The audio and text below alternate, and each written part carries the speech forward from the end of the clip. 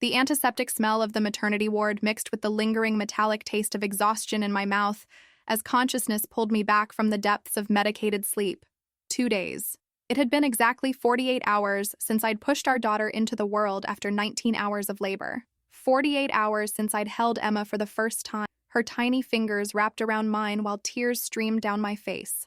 48 hours since my husband had kissed my forehead and whispered, "You did it, baby. She's perfect." The hushed voices filtering through the partially closed door of my private room at Riverside Medical Center pulled me fully awake. His familiar baritone was unmistakable, but there was something different about his tone, softer, more intimate than the exhausted relief he'd shown me since the birth. "You need to rest," I heard him say, and for a moment I thought he was talking to me. But then came the response in a voice I didn't recognize. Young, sweet, with just a hint of a southern accent. "I'm fine, really. I just want to make sure everything's ready for when she gets home." The fluorescent lights above my bed hummed quietly, casting harsh shadows across the beige walls decorated with cheerful prints of sleeping babies. Through my window, I could see the October sun setting behind the parking garage, painting the hospital corridor in shades of amber and gold. It should have been peaceful. Instead, my chest tightened with a fear I couldn't name. I shifted carefully in the narrow hospital bed, every movement sending sharp reminders of what my body had been through. The epidural had worn off completely now, leaving me with the full reality of recovery. The stitches, the soreness, the way sitting up felt like my insides might fall out. "She doesn't need to know about this yet," he continued, his voice barely above a whisper. "The doctor said she should focus on healing. Too much stress isn't good for breastfeeding." My blood turned to ice water in my veins. "I understand," the woman replied, "but we can't keep this from her forever. She's going to notice."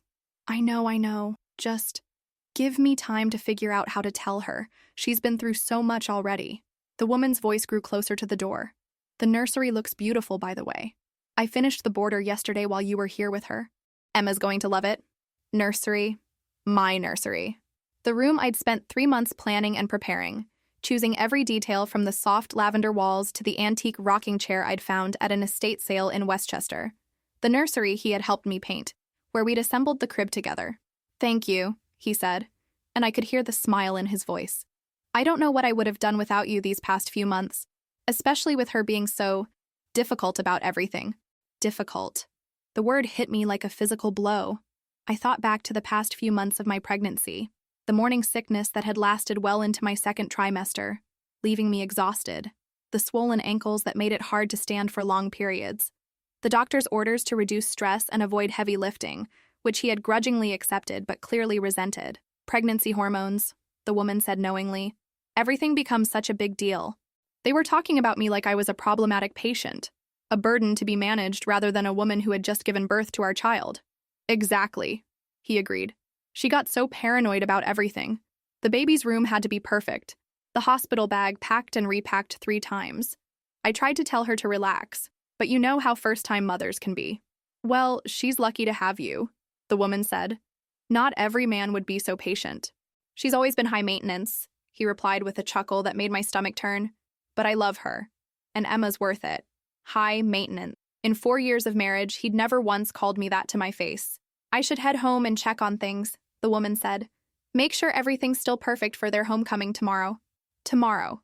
I was being discharged tomorrow, taking Emma home to start our life as a family. Now the thought filled me with dread.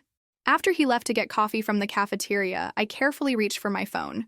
My body protested every movement, the pain medication wearing off and leaving me acutely aware of every stitch, every bruise.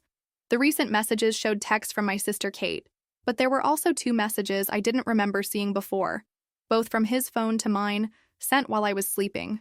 "Sarah's doing great, thanks for asking. Just resting now. Love you too. Can't wait to bring Emma home tomorrow." But the incoming messages these were responses to weren't from Kate.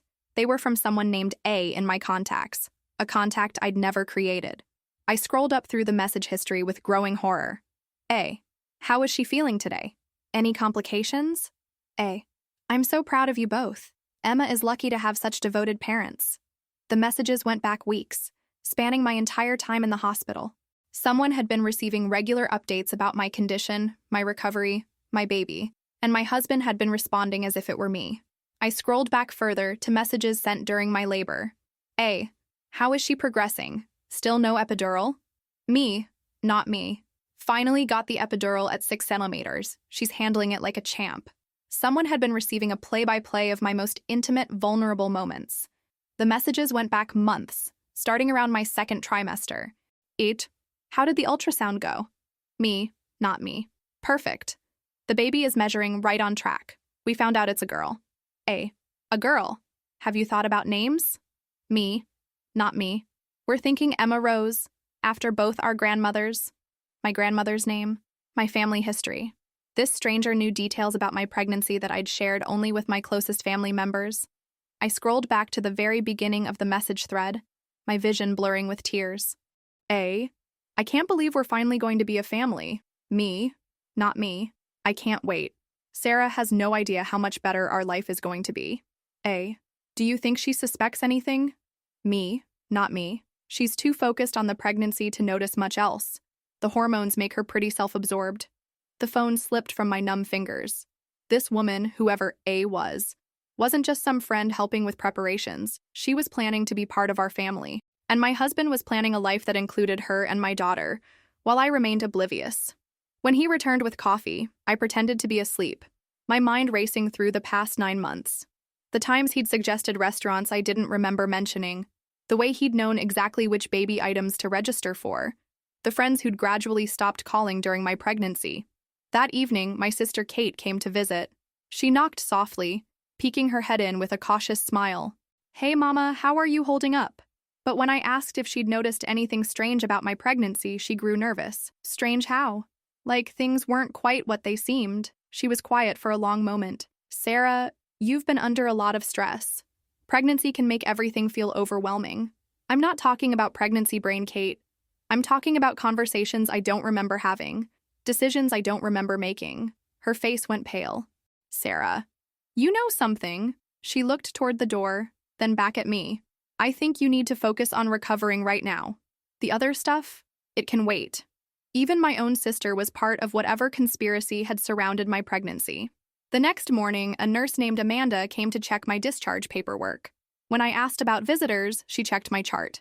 "Your emergency contact list includes your husband and someone listed as Anna Miller. She's been calling for updates regularly and visited twice while you were sleeping. She's listed as your birth partner and secondary emergency contact." Anna. A was Anna. This woman I'd never heard of was officially authorized to make medical decisions for me.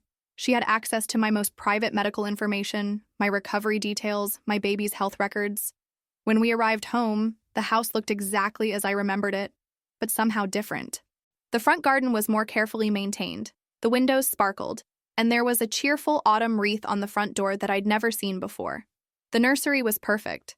Not just planned perfect, but professionally perfect.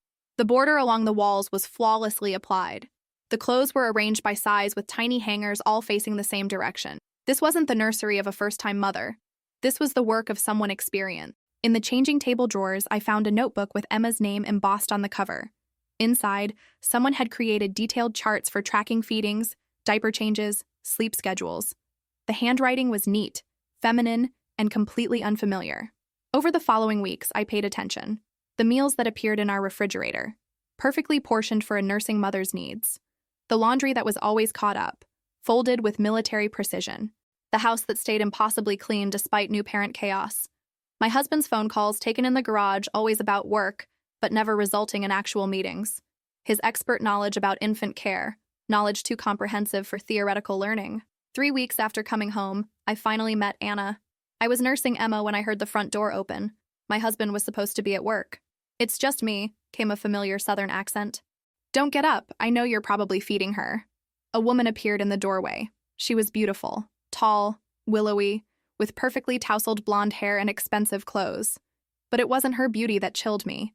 It was the way she looked at Emma, like she was looking at her own child. "Anna," I said. Not a question. She smiled. "I know this must be confusing, but everything I've done has been for Emma's benefit.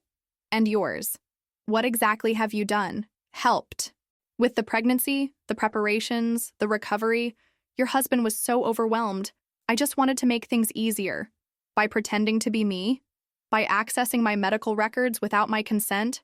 You were so stressed during the pregnancy, we thought it would be better if you could focus on staying healthy while we handled the details." We. They'd made decisions about my health care while keeping me in the dark. How long have you known my husband? About 8 months. We met at a conference for new parents. I specialize in high-risk pregnancies and postpartum support. 8 months. Right around the time I'd started feeling like everything was being handled by someone more competent than me. Show me your credentials. For the first time, she looked uncomfortable. I never claimed to be professionally certified. I'm more of a lifestyle consultant. What you are is someone who's been systematically taking over my life while I was too pregnant to notice. Emma needs stability, she said. A calm environment. I've been providing that stability. You're not just helping. You're evaluating. You've been documenting my pregnancy, my parenting. You're building a case. Her expression didn't change, but something shifted in her eyes. I think you should rest now. After she left, I searched the house. In my husband's closet, behind his winter coats, I found a file folder labeled Emma, Development and Care. Inside were copies of my medical records, detailed charts tracking my symptoms and moods, and professional assessments of my mental state and parenting readiness. At the bottom was a business card. Anna Miller, Family Transition Specialist, Court-Appointed Custody Evaluations, Parental Fitness Assessments. I sank onto the bedroom floor, holding Emma, as everything clicked into place. This hadn't been about helping me. This had been about building a case for why I wasn't fit to raise my own child. Every moment of pregnancy confusion, every instance of exhaustion, it had all been documented by someone whose job was to evaluate parental fitness for family court. That evening, when he came home, I was ready. I had photographed every document and called my sister back, demanding the truth. Kate had been told I was having severe prenatal depression, shown carefully edited messages that made me seem unstable. She'd been convinced that keeping Anna's involvement secret was protecting both me and Emma. I thought I was helping, Kate sobbed. He showed me messages where you were talking about not wanting the baby, about feeling trapped. He said you were having suicidal thoughts. Messages I'd never sent. Thoughts I'd never had. When my husband walked through the door at 6:23 p.m. carrying flowers, I was sitting in our living room with Emma sleeping in her bassinet. We need to talk. The color drained from his face. Is everything okay? I found the file. He sank into the chair across from me. It wasn't supposed to happen like this. How was it supposed to happen? Can you explain why you hired someone to evaluate my fitness as a mother since my second trimester? You were so anxious during the pregnancy. So overwhelmed. Anna offered to help. Professional support for what? What did you think I needed support with? Being a mother, he said quietly. I wasn't sure you were ready. So you decided to hire someone to evaluate whether I was fit to raise my own child without telling me. I wanted what was best for Emma. If you weren't ready to be a full-time mother, maybe we could arrange shared custody. Shared custody of our newborn, with you and Anna. The silence stretched between us. How long have you been planning to leave me? I wasn't planning to leave you. I was planning to take care of you. Anna has experience with helping new mothers adjust. The mother Emma needs? Or the mother you want her to have? They're the same thing. I stared at this man I'd loved and trusted, trying to reconcile the caring husband I thought I'd married with someone who could orchestrate such elaborate betrayal. You were planning to take my daughter away from me before she was even born. If that's what was best for her, yes. I stood up and walked over to Emma's bassinet. Get out. Sarah, please. You forfeited any claim to this house, this family, when you decided to betray me in the most fundamental way possible. You need me. You can't take care of a newborn alone. I have everything I need. I have my daughter, my house, and now I have the truth about what you were planning. Anna was right. You're having some kind of postpartum breakdown. This conversation proves that you're a manipulative sociopath who tried to steal my child. I picked up Emma's bassinet.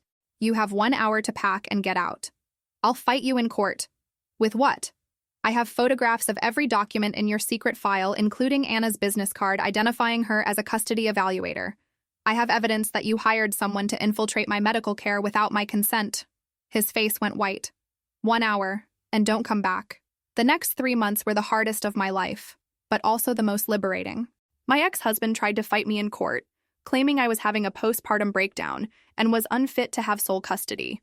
But his case fell apart spectacularly when my attorney, a sharp woman named Caroline who specialized in family fraud cases, subpoenaed Anna's records.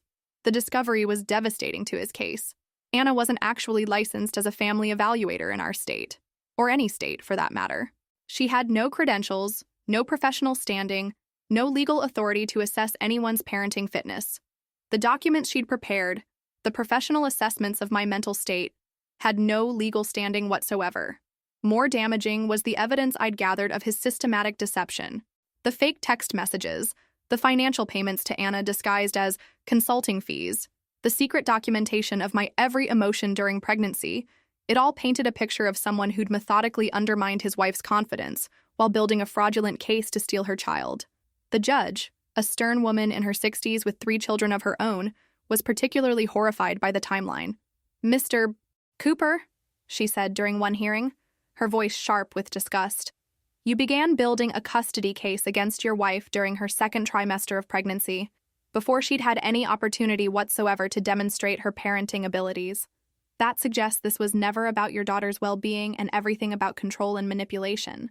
The financial records were equally damning. He'd paid Anna $3,200 over 8 months, money that came from our joint account, meaning I'd unknowingly funded my own persecution.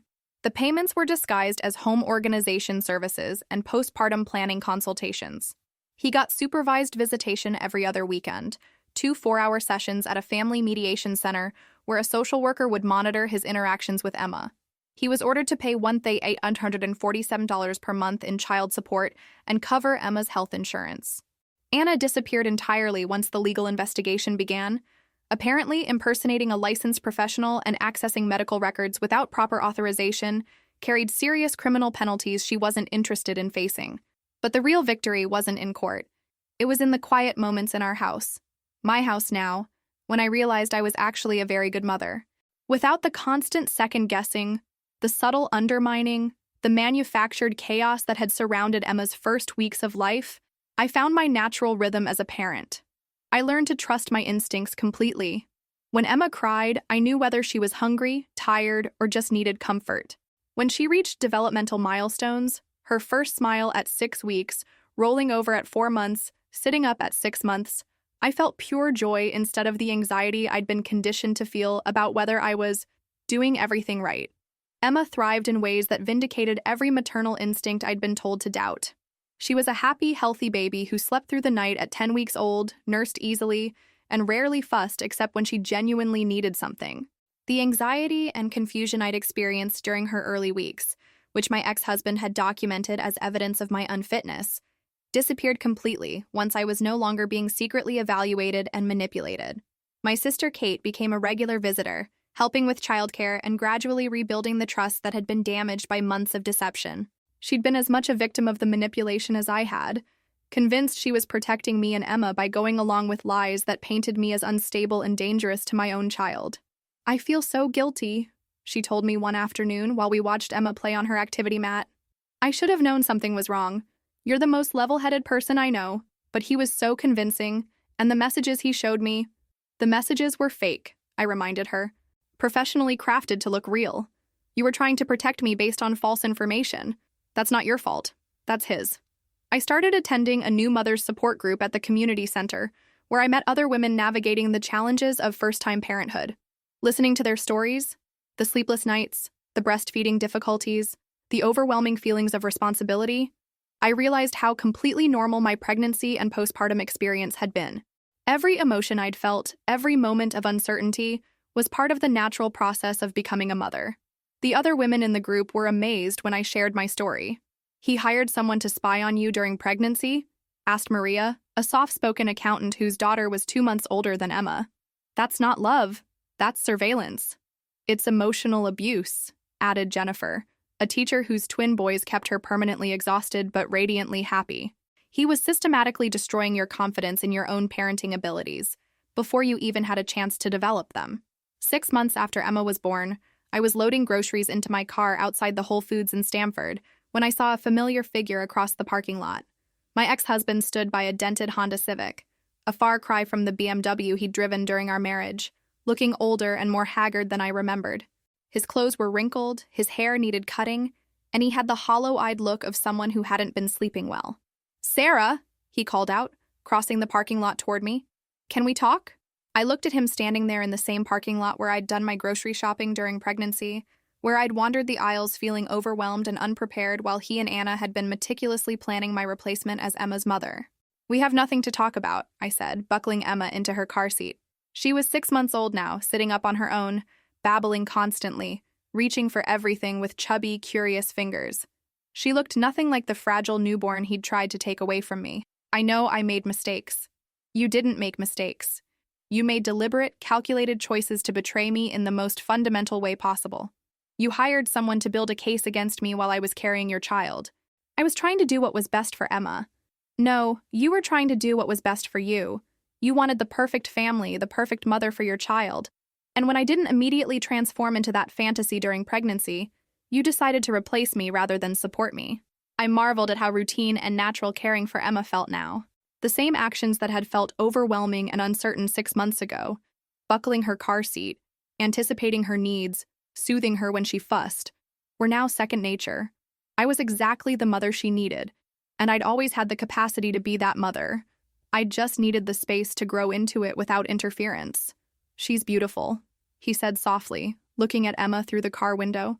She looks just like you. She is beautiful, and she's happy and healthy and loved and thriving. Everything you were supposedly worried about has turned out fine. I miss her. I miss both of you. I miss our family.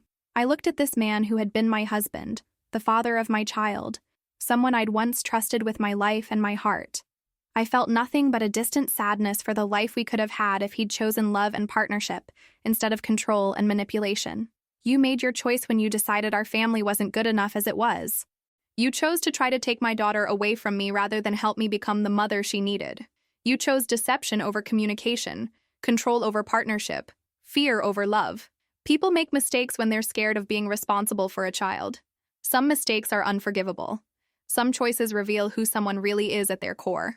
I got into my car and rolled down the window, Emma babbling happily in her car seat, completely unaware of the drama surrounding her existence. I hope you learn to build relationships that don't require destroying other people. I hope you find happiness that doesn't come at someone else's expense. As I drove away, Emma babbling happily in her car seat, making the sweet nonsense sounds that never failed to make me smile, I thought about the woman I'd been a year ago. Pregnant, trusting, so eager to believe the best of people that I'd ignored every red flag, every instinct that told me something was fundamentally wrong with how I was being treated. That woman was gone, but not in the way my ex-husband had intended. She hadn't been destroyed by the betrayal. She'd been refined by it, strengthened, made clearer about what she would and wouldn't accept in her life, what love actually looked like versus what manipulation disguised as love felt like. The woman driving this car, planning Emma's first birthday party for next month, considering going back to school part-time to finish the master's degree in early childhood development I'd postponed for marriage, this woman knew her own worth. She knew the difference between love and control, between support and surveillance, between someone who wanted to help her grow and someone who wanted to replace her entirely. I'd started dating again recently. Nothing serious, just coffee with Tom, a divorced father of 2 I'd met at the new mothers group. He was kind, respectful, and most importantly, he seemed genuinely interested in getting to know me as I actually was, rather than trying to mold me into some idealized version of what he thought a mother should be. "You're such a natural with Emma," he'd said during our second coffee date, watching me bounce her on my knee while she giggled and grabbed at my earrings. "She's lucky to have you as her mom." The compliment had felt genuine, free of the subtle comparisons and implied criticisms that had characterized every interaction with my ex-husband. Tom wasn't evaluating my parenting. He was simply appreciating it. Most importantly, this woman trusted herself completely, trusted her instincts, her judgment, her ability to protect and nurture her child. The self-doubt that had plagued my pregnancy, the constant feeling that everyone else knew better than I did what was good for me and my baby, that was gone, replaced by an unshakable confidence in my own maternal wisdom. I pulled into the driveway of our house, truly our house now, with both names removed from the deed except mine, and sat for a moment, looking at the home I'd almost lost to my ex-husband's machinations. Through the front window, I could see the living room where I'd nursed Emma through those first difficult weeks, where I'd doubted myself every day while secretly being evaluated by someone who wanted to prove I wasn't good enough. The house looked different now, lighter somehow. I'd painted the living room a warm yellow that made the space feel cheerful and optimistic. I'd hung photographs of Emma's first 6 months, pictures of her sleeping, smiling, playing, growing into the beautiful, healthy baby she'd always had the potential to become once she was free from the toxic environment her father had tried to create around her birth. Emma made a happy squeal from her car seat, her signal that she was ready to get out and continue exploring the world with the fearless curiosity that characterized everything she did. At 6 months old, she was already showing signs of the strong, independent personality that I was determined to nurture and protect. Some betrayals destroy you. Others teach you exactly how strong you really are, how capable you've always been, how much you can accomplish when you're not being systematically undermined by someone who claims to love you. I was grateful, genuinely grateful, to have learned the difference. Because now I knew, with absolute certainty, that Emma and I were going to be just fine. Into our driveway and sat for a moment, looking at the home I'd almost lost, listening to my daughter's contented sounds. Some betrayals destroy you, others teach you exactly how strong you really are. I was grateful to have learned the difference. The late afternoon wind brushed softly against my face as I lifted Emma from her car seat. She nestled against my chest, her tiny body radiating the kind of warmth that seemed to anchor me to the earth. I walked up the newly planted garden path, feeling both the lightness of her in my arms and the immense weight of the journey we had taken to get here. Every step was a crossing, a silent declaration that the person I had been was gone, and the woman I had become was here to stay. The familiar sound of the key turning in the lock carried a different meaning now. Once, opening this door had felt like stepping into hostile territory, every corner watched, every detail weaponized as evidence of my supposed inadequacy. Now it was my sanctuary. The soft yellow walls reflected not only sunlight but liberation. There was no more heaviness in the air, no invisible tension lurking in the shadows, just peace, just safety. In the kitchen, I began preparing Emma's snack, my hands moving almost automatically, while my mind drifted back to those nights that seemed endless. Nights where her cries cut through me, and exhaustion tempted me to believe the venomous words that I was unfit, incapable, a failure waiting to happen. I remembered the icy text messages, the veiled accusations, the way my ex-husband's gaze could strip away my confidence with a single glance. But I also remembered the first time Emma looked up at me, tiny, fragile, yet certain, with that unintentional smile. It had felt like a secret message only I could understand. I know who you are, and you are enough. Tom came home later, carrying that quiet, steady energy I had never known in a man before. He didn't try to fix me, didn't treat me like a project in need of repair. He simply existed alongside me, reinforcing in small, consistent ways that I had nothing to prove in order to be loved. I watched as he played with Emma on the living room rug, her giggles filling the room like sunlight spilling through a window. In that moment, I realized I hadn't just rebuilt my life, I had rewritten it entirely. Some people spend their entire lives trying to erase their scars. I had learned to wear mine like medals, each one a reminder of the nights I didn't give up, of the days I fought harder than I thought possible. My scars whispered a truth I would never forget. There is nothing more threatening to those who wish to control you than a woman who finally believes in herself.